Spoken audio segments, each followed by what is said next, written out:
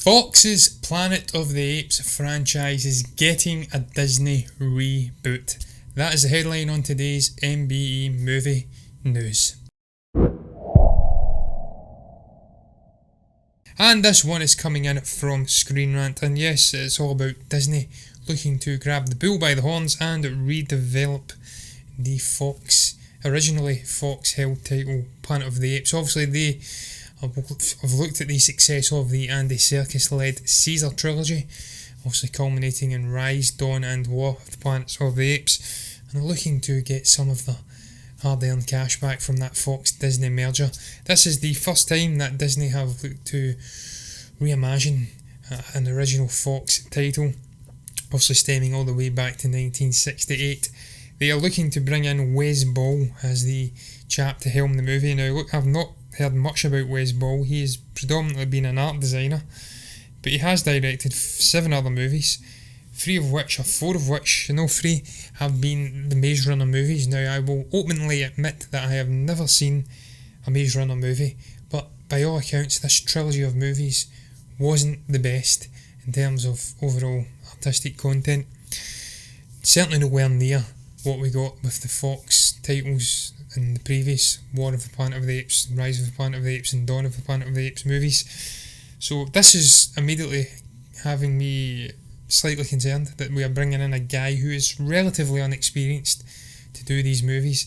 And then you take on board the fact that Caesar passed away in the trilogy, at the end of the trilogy, after leading his apes to the promised land. And we've not got Andy Serkis in there, so that is another issue that we have. Are they going to do a quasi-sequel, or will they be looking to reboot entirely? Now, whatever direction they take, I feel like it's way too soon to be even encouraging a retelling of the Planet of the Apes story. It's only been a year, maybe 2 years. I can't recall when the last one came out. Pretty sure it was about 2017. It's way too soon. I feel they should leave it at least 5-6 years before even starting in terms of concept and stories and whatnot and trying to draft something up.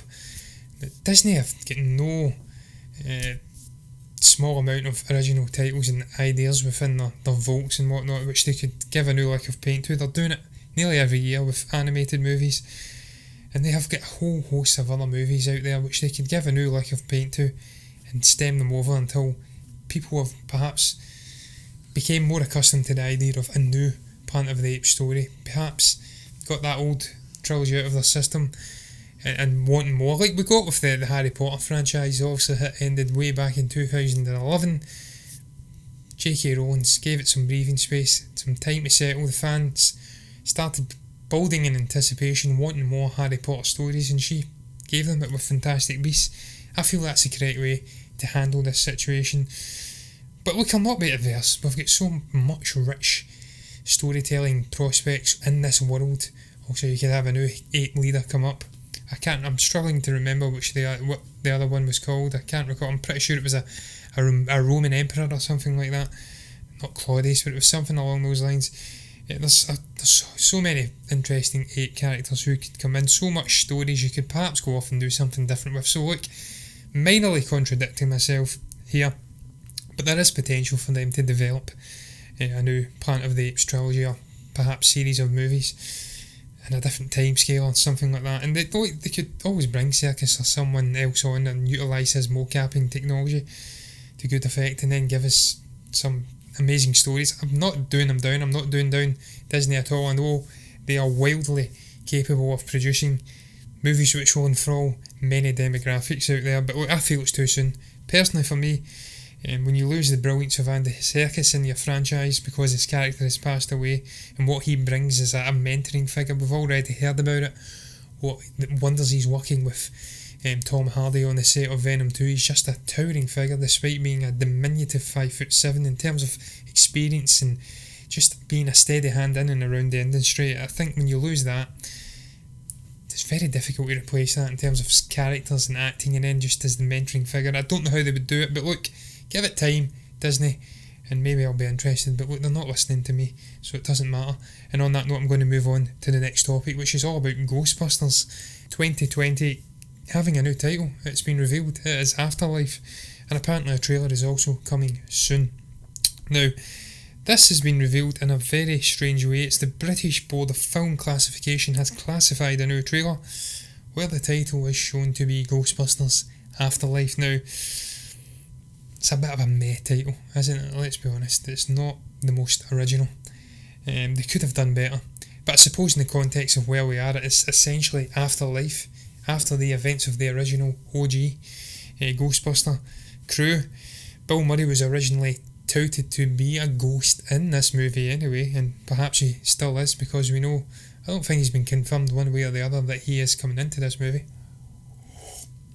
Excuse me while I sip some Irn-Bru 1901, the original recipe. I urge you to go and try that if you haven't.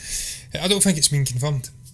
Getting back, that Bill Murray is in the movie, but if he is in the movie, I feel like it's going to be a minor cameo at this stage. He's not been in and around I want to say it was in Canada. He's not been in and around the set all that much, so I feel he could be playing a minor cameo as a ghost, and again that would allude to Afterlife. But then you also have the Spengler character, obviously played by the late great Harold Ramis, Egon Spengler. He's actually, sadly Harold Ramis is now no longer with us, so in a sense that would work, and they'll have to fit that into the story.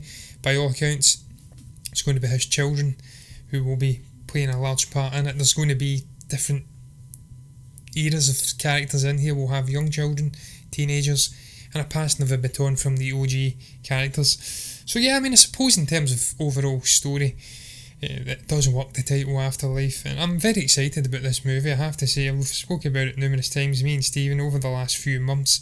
We do have Jason Reitman in there, the son of the original director of Ghostbusters, Ivan Reitman, and he just gets the story. You get that passion coming out of him, you understand that he gets what it means to do a Ghostbusters movie. He feels like he can create a very, very rich environment where he could perhaps have a budding new franchise, and he's bringing in some incredibly talented new actors into the franchise, with the likes of Carrie Coon, Finn Wolfhard, McKenna Grace, and I think they are playing Harold Ramis as Egon Spengler, Egon Spengler's children. So I'm very excited for it. I think the guy understands story, as I did say, without repeating myself. He's bringing in Paul Rudd, who's a good mentoring figure, and you're bringing in the likes of, obviously, the original gang, Bill Murray, Dan Aykroyd, Ernie Hudson and Sigourney Weaver. So I feel like this movie's on the right track, and I feel like the title, even though it's a bit meh, fits. So yeah, all in all, I'm excited to see the trailer and what it's going to bring. We know it finished shooting about a month ago, so certainly there's enough footage flying around in there that we could create something interesting. But look guys, I'm done. I'm moving on to the next topic, and it's all about J.J. Abrams scraps Star Wars The Rise of Skywalker's cuts. Now, I don't quite understand that headline, but essentially he get down and dirty with, I want to say it was Esquire, and they asked him, has anyone seen the finished product yet? And JJ says, well, they've seen a certain cut, but not the finished cut. And now this flies in the face of what we have seen in terms of rumoured screeners and people posting leaked images and just dishing the dirt on the apparent horror that is this Star Wars The Rise of Skywalker movie. There's 3, 4, 5 cuts, and it's just a Frankensteinian monster. But we've had George Lucas coming in and overseeing it and doing his own specific take on it. That flies in the face of that. JJ says in a very lengthy quote that yes, people have seen it, but sure, I mean the final, no. I mean, the truth is I have not even got to see the final product. The way you do it works. You've got mix and visual, sound and visuals, and he says he's seen the two of them separately but not together. But they are still putting the pieces together. And he's shown certain cuts to friends and family, but certainly it hasn't been shown to early screeners yet. So this perhaps confirms, if they are not fighting fire with fire and trying to double bluff us, that the stories about this disastrous amount of screeners where Bob Iger was absolutely aghast at laughing audience members and whatnot, and bringing in the heavy hitters, George Lucas and whatnot. I think this confirms that that's all nonsense. And I'm glad if it's true, because look, I was getting slightly concerned when I heard that Rey was single-handedly taking apart the Emperor at the end of the story. Not only that, but that he had flung Kylo down a shaft, never to be seen again. That would be a travesty for the Adam Driver character. One of the best actors in this new trilogy. One of the best, most complicated, nuanced characters being flung down a shaft, never to be seen again. That would be a disaster.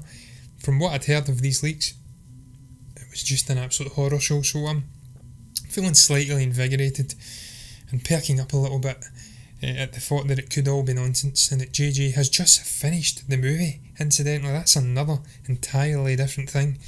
He has just finished the movie on the 2nd of December, I think this article was released. The 2nd of December, he's just finished the movie. That's so late and so close to this movie coming out. Just over 2 weeks now. Terrifying how little time they have to piece this together, though I would presume that it's reshoots and little tweaks here and there. And you do recall that even the Russos did this with Avengers Infinity War and Endgame, so there is precedent for it. And look how those movies turned out. One of them is now the all-time greatest grossing box office movie. So it's certainly no obstacle for a movie's success, leaving it so late in the game. And I'm sure most of post is done. Most of the effects have been added in. So it's not a major concern, but I thought I'd speak about it anyway, because good old JJ has come out and perhaps reassured some frantic panty wetters that, look, all's under control. The movie's there, it's done, no one's seen it, certainly no early screeners have been put out, and all of these leaked images are absolute nonsense. Well, maybe not nonsense, maybe they aren't nonsense, because apparently there is some authenticity to them, but not from early screeners anyway. So I digress. I'm looking forward to Star Wars, I'm sure you are. I'm looking forward to moving on to the next topic though, because I am really hitting an all-time low here. It is getting late, I can't tell you how late it is. And the final topic is about Mena Massoud, obviously the man who played Aladdin in the Disney live-action remake from earlier in the year. Is saying that he hasn't had any auditions since the Disney film came out. Now, this is very shocking to me, but he did an interview with the Daily Beast, and he says, "I'm kind of tired of staying quiet about it. I want people to know that it's not always dandelions and roses when you're doing something like Aladdin. He must have made millions, he must have been getting all these offers. It's none of these things. I haven't had a single audition since Aladdin came out." Now, this is very surprising, because I actually was really blown away by his performance. I thought he was one of the standout things. I really enjoyed him. He was energetic, he brought great exuberance to the role, he was singing and dancing. I really enjoyed the character. I thought it was a fitting recreation of the animated version, and I thought he had a really cool future ahead of him in terms of breaking into the Hollywood scene. But look, apparently not. He's been shunned, he's not had many interviews, he's not had many auditions, I should say. And yeah, it's a shame. He's saying that he's struggling to even get into the room, and I think this is just indicative of today's industry, where you really have to be a certain way, you have to be built a certain way, you have to have a certain degree of contacts to maybe get in there and get your foot in the door in terms of bigger and bigger roles. Now, it doesn't get much bigger than starring in $1 billion live action remake for Disney, but it just felt like perhaps that role was tailor-made for him in terms of looks and what he brought, and it may be very difficult for him to then come in and do other roles. We've seen this before with many other actors. They've had one big hit and they've disappeared off into the absolute shadows. We've seen it in a music sense with one-hit wonders. I hope this is not the case with Mena. I really do hope he goes on to have a wonderful career and he finally gets some chance after revealing that he's not had a single audition. Hopefully this will shame the traditional studios into casting this guy in more roles, because I really enjoyed him. But look guys, did you really enjoy him? What the hell do you make about the array of topics I spoke about? Do you think it's too soon for a Planet of the Apes franchise? Do you think that Disney are perhaps jumping the gun? Should they give it some breathing room like J.K. Rowling did, obviously Warner Brothers did, with the Harry Potter franchise? What do you make about Ghostbusters being named Afterlife? Is it a shit title or a great title? Does it fit in terms of story? And what do you make about J.J. Abrams? Is he bluffing, or should we all breathe an enormous sigh of relief, us Star Wars fans? Those early screener horror shows are all nonsense. If you have anything to say, you can comment below and let me know what your thoughts are down below. You can also like the video if you've enjoyed it, and you can subscribe to the channel if you're enjoying the content, and I'll be back again tomorrow with another episode of MBE Movie News.